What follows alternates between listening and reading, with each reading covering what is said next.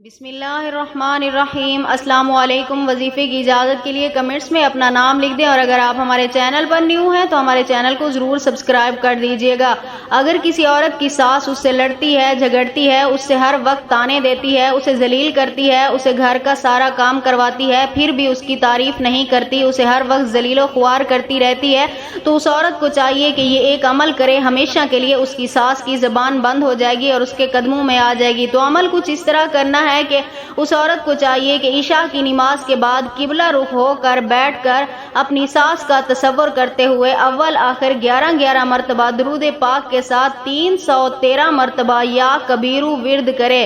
313 مرتبہ یا کبیرو کا ورد کرتی رہے، اول آخر 11 مرتبہ درود پاک کے ساتھ، اور اس کے بعد اگر ہو سکے تو اپنی ساس کے چہرے پر پھونک مار دے، اگر نہیں مار سکتی تو اس کا تصور کرتے ہوئے پھونک مار دے۔